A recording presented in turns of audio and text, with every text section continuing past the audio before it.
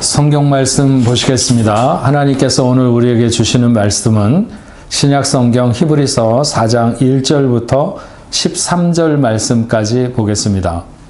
신약 성경 356페이지 히브리서 4장 1절부터 13절입니다.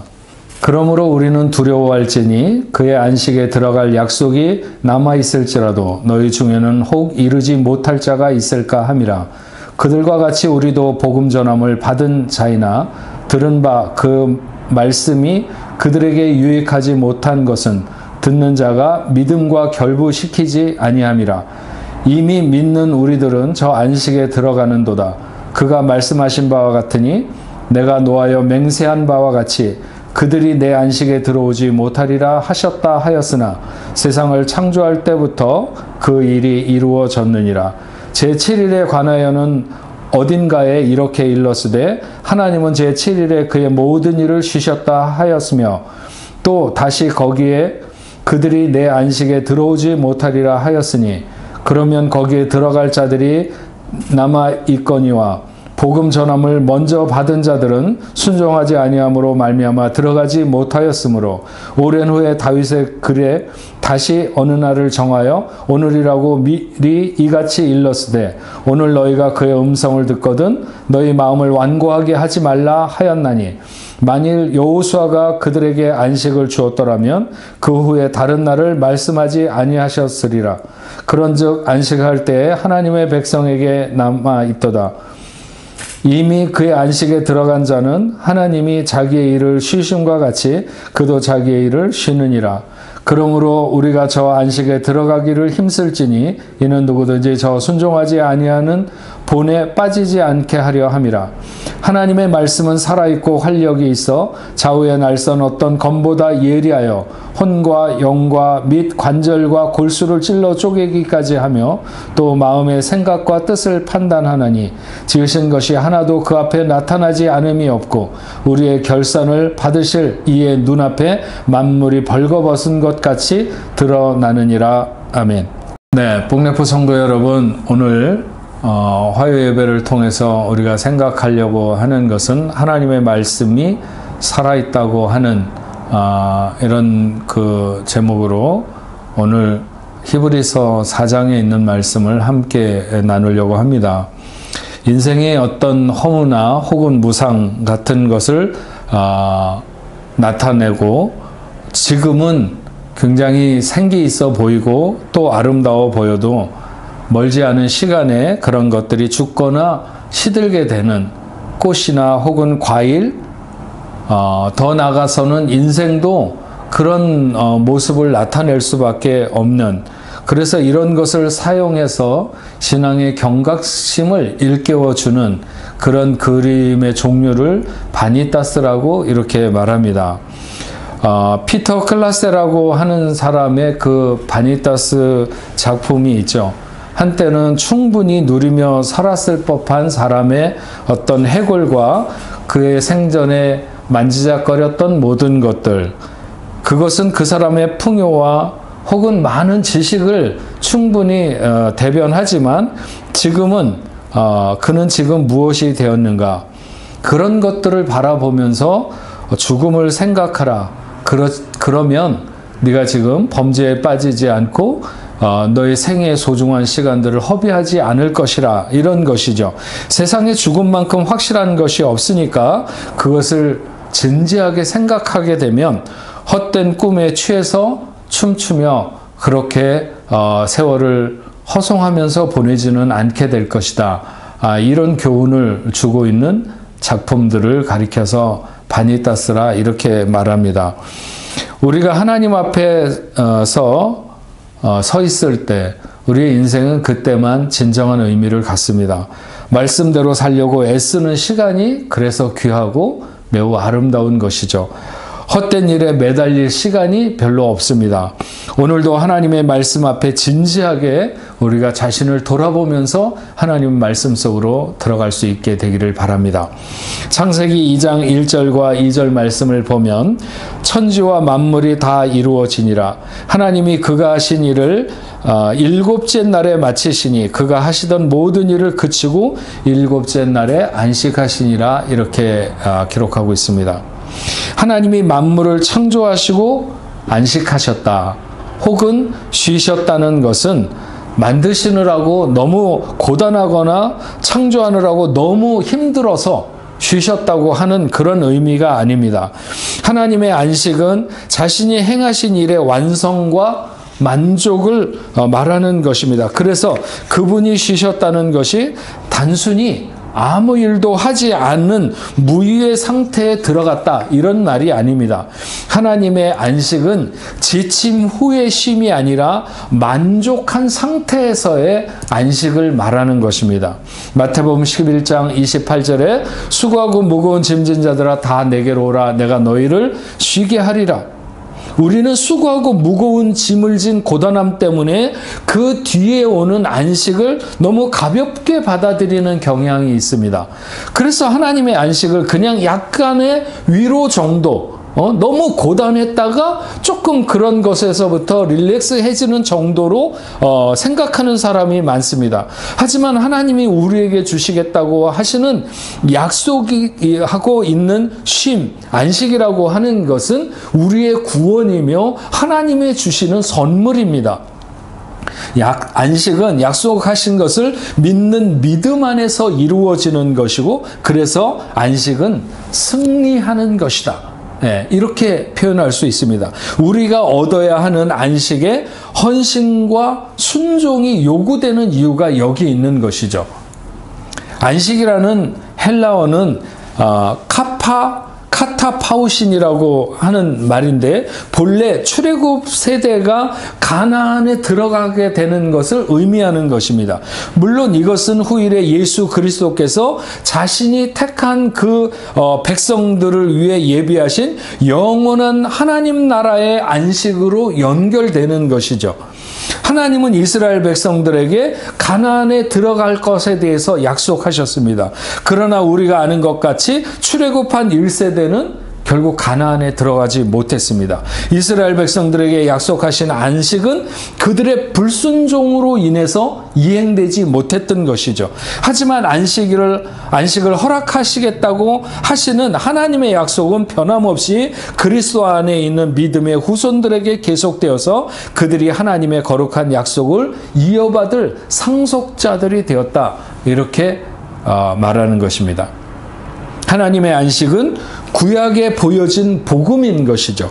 그리고 처음 보여진 복음의 모형은 가나안의 안식이었습니다.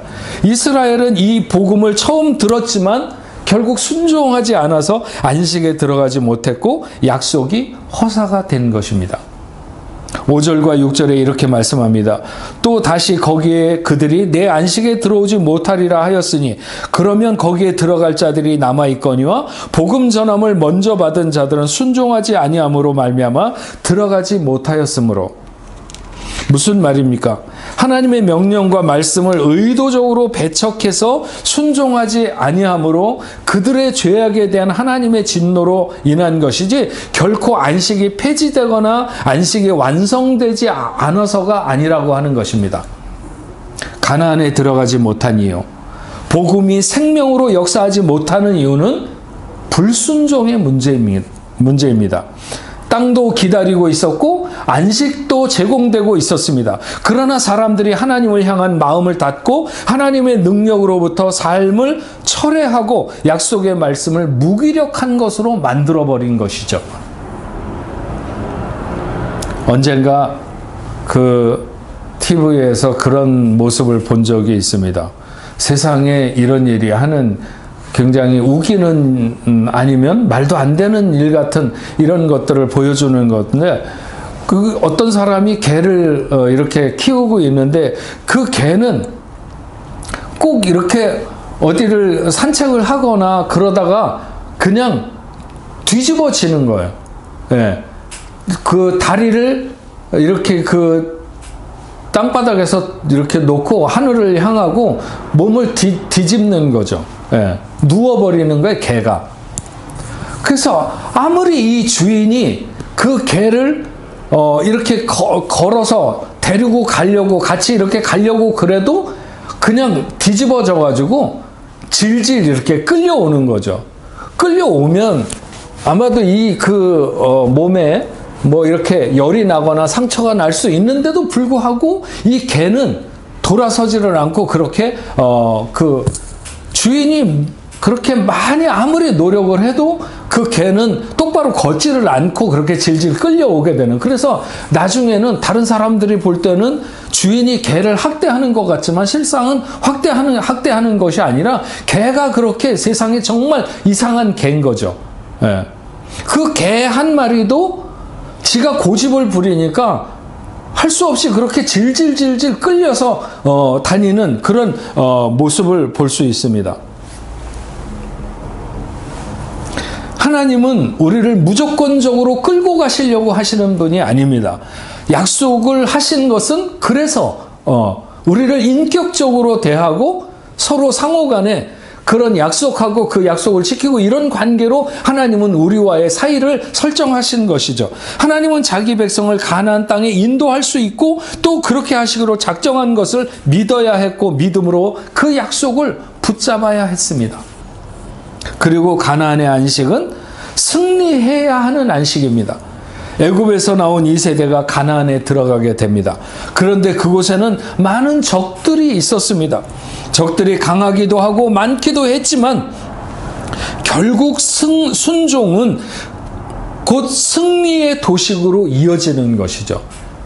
가나안 땅에는 비어있는 땅이 아니었습니다. 굉장히 많은 적들이 있었고 그 적들은 굉장히 강했습니다. 그러나 그 모든 적을 이길 수 있는 것은 단 하나, 하나님 앞에 순종하는 것이었습니다. 복음을 듣고 복음의 혜택을 못 누리는 경우는 결국 순종하지 않기 때문인 것이죠. 교회에 나오거나 모임에 참석하는 것이 거듭남의 증거는 아닙니다. 허락하신 새 땅에 들어가고 거기에 승리의 안식을 원하면 자기의 중심을 내려놓고 중심의 생활을 내려놓고 주님을 믿고 의지하는 데서 우리는 승리를 얻을 수 있고 참된 안식에 들어갈 수 있게 됩니다. 하나님은 이스라엘 백성들이 가나안의 적들을 물리치는 것을 통해서 우리가 죄에 대해서 어떻게 승리하며 하나님을 의지하는 법을 배우고 어떤 환경에서든지 어떤 의무가 주어지든지 하나님의 뜻을 따라서 살게 될 때 승리가 오고 안식이 온다는 사실을 배우게 되는 것입니다. 우리의 육체적 죽음이 아니라 그리스도의 죽음 안에서 믿음으로 그와 함께 죽음을 통해 안식으로 나아가는 것이죠. 우리가 복음을 듣고 그 믿게 된 것은 은혜입니다. 그 은혜는 조건이 없습니다. 하지만 그 받은 바 은혜에 어떻게 응답하느냐에 따라서 우리는 하나님의 약속, 안식에 들어갈 것인지 아니면 여전히 광야를 돌면서 훈련에 머물고 있을지를 결정하게 되는 것입니다. 애굽에서 나온 대다수의 사람들이 주신 약속에 대해서 실패했습니다. 말씀하신 분의 음성을 청종하지 않았고 그 마음을 굳게 했습니다. 그럼에도 여호수아와 갈렙은 약속을 붙잡았고 가나안에 들어갈 수 있었습니다. 여호수아라는 명칭은 예수라는 헬라어 단어를 히브리어식으로 발음한 것입니다. 여호수아는 예수 그리스도와 상관관계를 가지고 있죠. 처음 예수인 여호수아는 하나님의 완전한 안식으로 인도하지 못했지만 그러나 나중 예수 그리스도는 그리스도인들을 완전한 안식으로 인도함을 암시하고 있는 것입니다. 9절과 10절 말씀에 그런즉 안식할 때 하나님의 백성에게 그런즉 안식할 때가 하나님의 백성에게 남아있도다. 이미 그의 안식에 들어간 자는 하나님이 자기의 일을 쉬심과 같이 그도 자기의 일을 쉬느니라 이렇게 기록하고 있습니다. 하나님이 주시는 안식의 목적은 죄와 사망의 권세를 깨트리고 그것이 다시 손댈 수 없고 주장할 수 없는 하나님의 새로운 질서를 권위 있게 회복시키는 데 있습니다. 이 새로운 질서는 죄 없는 상태에서 하나님과의 올바른 관계를 유지하며 평화를 회복하고 기쁨의 삶을 누리는 상태를 말합니다. 그리고 우리는 지금 이 땅에서 믿음으로 안식에 들어가게 됩니다. 처음 믿을 때 확실한 것을 끝까지 굳게 잡으면 그리스도와 함께 참여한 자가 되어 믿음의 안식에 들어가게 된다는 것입니다. 믿음이 아니면 하나님의 안식에 들어갈 수 없고 약속을 이룰 수도 없습니다. 하나님을 믿지 않는 자들은 결코 들어가지 못하리라 맹세가 되어 있습니다. 우리는 하나님의 안식에 들어가기를 힘써야 되는데 11절 말씀에 그러므로 우리가 저 안식에 들어가기를 힘쓸지니 이는 누구든지 저 순종하지 아니하는 본에 빠지지 않게 하려 함이라. 힘쓴다고 하는 것은 부지런하다 혹은 흘러 떠내려가는 것에 대해서 반대되는 것을 말하는 것이죠. 가만히 있어도 저절로 하나님의 안식에 들어갈 수는 없습니다. 저절로 성숙에 도달하는 자도 없죠. 다시 말하면 은혜는 거저받은 축복이 분명합니다. 하지만 그 은혜를 유지하고 발전시키려면 자기 부인의 대가를 치러야 되는 거죠. 훈련되어야 된다고 하는 것입니다. 수많은 사람들이 복음을 잘못 이해하고 스스로의 노력과 무장해제를 합니다. 안식에 들어가기를 힘쓰라 열심히 노력하라는 것이고 재촉하라는 것입니다. 하나님의 안식에 들어가는 것이 인간의 노력으로 된다는 말을 하고 있는 것은 아닙니다. 하지만 의지적인 응답, 끝까지 놓지 않는 믿음의 줄, 멈추지 않는 수고, 우리는 이런 길을 따라서 하나님의 안식에 들어가게 된다는 것이죠. 가장 중요한 것 중에 하나는 하나님의 말씀에 믿음으로 반응하는 것입니다. 복음은 그 복음을 듣는 자에게 복음에 대한 믿음을 요구합니다. 그 믿음은 하나님의 말씀을 통해서 하나님을 인정하고 마치 어린 아이들의 그 어떤 단순함 같이 그 말씀을 받고 하나님께서 우리에게 보내신 좋은 소식을 기쁨으로 받으라는 요구를 의미하는 것이죠. 하나님의 말씀은 어떤 말씀입니까? 12절에 말씀하고 있는 대로 하나님의 말씀은 살아있고 활력이 있어서 좌우의 날이 선 어떤 검보다 예리하여 혼과 영과 및 관절과 골수를 찔러 쪼개기까지 하며 또 마음의 생각과 뜻을 판단하나니 지으신 것이 하나도 그 앞에 나타나지 않음이 없고 우리의 결사를 받으실 이의 눈앞에 만물이 벌거벗은 것 같이 드러나느니라. 말씀으로 세상을 창조하시고 말씀으로 세상을 구원하시고 말씀으로 심판하실 것입니다. 하나님의 말씀이 살아있고 활력이 있다. 혹은 운동력이 있다. 그 말씀은 인격성과 역동성을 동시에 지녀서 행위의 동반을 암시하고 있는 것입니다. 하나님에게 불순종하는 이들에게는 경고와 심판을, 그리고 하나님에게 순종하는 이들에게는 약속된 말씀의 성취로 나타나는 것이죠. 여러분, 우리가 하나님의 말씀을 살아있다. 하나님의 말씀은 살아있다라고 말합니다. 그 살아있는 말씀이 우리를 영원한 안식으로 이끌어가는 것이죠. 그 말씀을 거부하고 그 마음을 강팍하게 해서 닫아 걸지만 않는다면 살아있는 하나님의 말씀이 우리를 인도합니다. 그래서 말씀에 반응하라고 하는 것이죠. 하나님의 말씀의 특징은 바로 그 살아있다는 것인데, 살아있다고 하는 것은 거부할 수 없는 능력이 있다는 것을 말하는 것입니다. 그래서 말씀으로 세상을 창조하셨습니다. 세상에 빛이 있으라 하면 빛이 있었습니다. 그 말씀에는 거부할 수 없는 능력이 있는 것이죠. 나사로야 나오너라 하면 죽어서 무덤에 들어간 지가 이미 오랜 시간이 지났던 그런 나사로도 나와야 했습니다. 그 말씀에는 거부할 수 없는 능력이 있기 때문입니다. 살아있다는 것은 바로 이런 것을 말하는 것이죠. 세상에 그 어떤 사람, 그 누구의 말이 살아있다라고 하는 이런 말은 어느 책에도 어디에도 나와 있지 않습니다. 오직 하나님의 말씀에만 되고 있는 것이죠. 예. 그러나 하나님의 말씀은 분명히 살았습니다. 그래서 들으면 힘이 나고 감동이 생기고 인생을 새롭게 하는 것이죠. 거기에 힘이 있고 거기에 능력이 있습니다. 하나님의 말씀은 살리시는 힘이 있고 통찰하는 능력이 있습니다. 인생이 하나님의 말씀을 들을 때 부끄러워지고 감추었던 것이 드러나게 됩니다. 영과 혼을 찔러 쪼개기까지 한다는 것은 지금까지 잘못 길들여진 성격을 찔러 쪼개기도 하고, 그래서 자만하던 영혼을 겸손하게 하고 사악한 영혼을 온화하게 해서 순종하게 만드는 것이죠. 날 때부터 자리 잡은 죄의 관습을 식별하고 또 베어버리기도 합니다. 말씀이 우리 안에 들어올 때 하나님을 향한 인간의 무지와 반역을 잘라버리는 것이죠. 베어버립니다. 관절과 골수를 찔러 쪼갠다는 것은 인간의 가장 은밀하고 내면적인 부분까지 들추어내기도 하고 자르기도 합니다. 살아있는 말씀은 마음만 찌르는 것이 아니라 깊은 폐부까지 찔러서 죄를 제거하기 위해 참기 어려운 수술을 기꺼이 해낸다고 하는 것이죠. 하나님의 말씀은 누구든지 그의 가장 내밀한 곳을 파헤치게 되어 있습니다. 그래서 그로 하여금 자신의 비열함과 부패성에 대해서 깨닫게 하는 것이죠. 어떤 사람이 자신의 외적인 악함으로부터 벗어날 수 있다 해도 결국 그 속에 선한 것이 전혀 없다는 것은 말씀으로만 깨달을 수 있습니다. 주님이 베드로에게 깊은 곳으로 가서 그물을 내리라고 했습니다. 그 그물이 찢어지도록 고기가 많이 잡혔습니다. 그때 베드로가 말했죠. 주님, 나를 떠나소서, 나는 죄인이로소이다.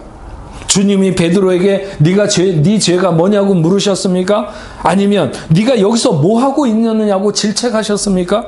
그냥 깊은 데로 가서 그물을 내리라고 했습니다. 그랬더니 그 말씀대로 이루어지는, 살아있는 말씀이니까 말씀대로 역사되어 많은 물고기가 잡혔습니다. 그때 베드로의 가슴에 들리는 소리가 있었습니다. 이게 살아있는 말씀의 역사인 것이죠.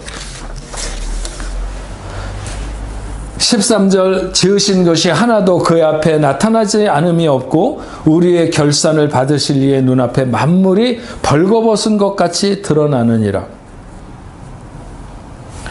며느리 이야기를 하는데 시어머니가 뒤집어지거나 과거의 죄를 말하는데 오늘의 죄를 토설하는 역사가 살아있는 하나님의 말씀 속에서 나타날 수 있는 역사인 것이죠.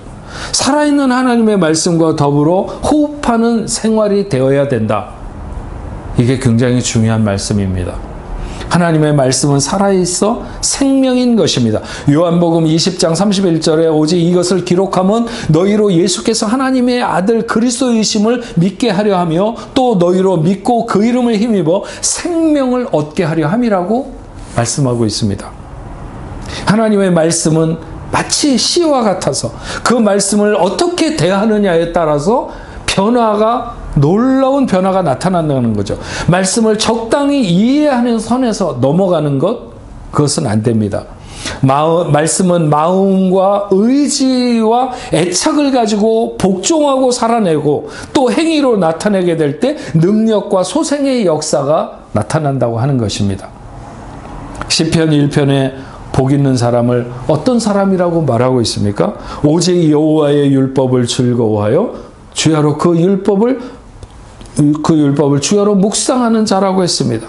그가 하는 모든 일이 다 형통하리로다. 살아있는 하나님의 말씀을 가까이 하는 사람에게 복이 있다는 것이죠.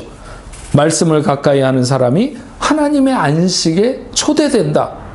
승리를 얻게 된다고 하는 것이죠. 엠마오로 내려가던 두 제자, 말씀을 들을 때 그들의 가슴이 뜨거워졌습니다. 살아있는 말씀이 그들의 가슴을 흔든 것이죠. 그래서 우리가 어디를 향해 가고 있는가? 그런 생각을 그들이 하게 된 것이죠. 우리의 마음이 말씀의 효력을 발할 수 있도록 맡겨드리면 말씀에 의탁된 생활을 해 나가게 될 때 우리는 하나님의 그 말씀이 나타내는 역사를 보게 되고 체험하게 될 것입니다. 고린도후서 10장 4절과 5절에 우리의 싸우는 무기는 육에 속한 것이 아니요 오직 어떤 견고한 진도 무너뜨리는 하나님의 능력이라. 모든 이론을 무너뜨리며 하나님을 아는 것에 대적하여 높아진 것을 다 무너뜨리고 모든 생각을 사로잡아 그리스도에게 복종하게 하니. 말씀은 항상 살아계신 하나님을 지향하게 되어 있습니다. 그리고 하나님은 말씀 안에 계시고 생명과 하나님을 찾는 마음 안에서 살아있는 말씀이 되시는 것입니다. 죽은 자를 살리며 귀머거리를 듣게 하시고 장님이 눈을 뜨게 하시며 벙어리가 말하게 하고 저는 자가 걸을 수 있도록 하시는 하나님의 말씀. 어떤 견고한 요새도 파하고 사탄의 왕국을 무너뜨리시며 그 위에 그리스도의 왕국을 세우시는 그런 여호와 하나님의 말씀. 그 말씀과 더불어 하나님의 안식에 들어가기를 힘쓰는 오늘 우리 복래포교회 성도들이 다 되어야 될 줄로 믿습니다. 하나님의 살아있는 말씀을 붙들고 승리할 수 있는 여러분 되시길 주 이름으로 축원합니다. 기도하겠습니다. 전능하신 아버지 하나님 감사합니다.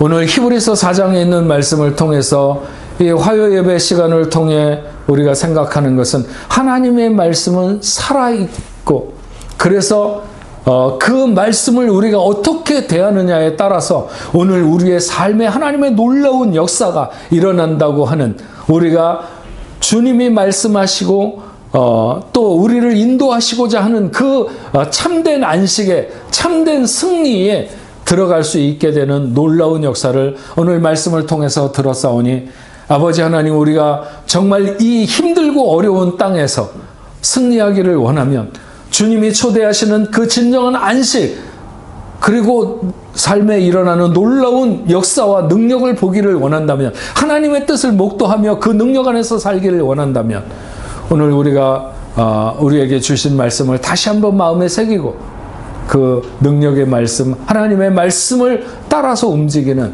저희들이 다 될 수 있도록 주여 도와주옵소서. 우리의 힘으로 안 되는 것이 너무나도 많은 세상입니다. 이럴 때 우리가 하나님의 말씀을 붙든다면 그 어느 것도 두려워하지 아니하고 놀라운 승리를 얻을 수 있고 하나님이 허락하시는 아무도 해할 수 없는 평안과 안식으로 인도함을 받을 줄로 믿습니다. 그런 삶을 살아가는 우리 복래포교회 성도들이 다 되도록 주여 인도하여 주옵소서. 예수님의 이름으로 기도합니다. 아멘.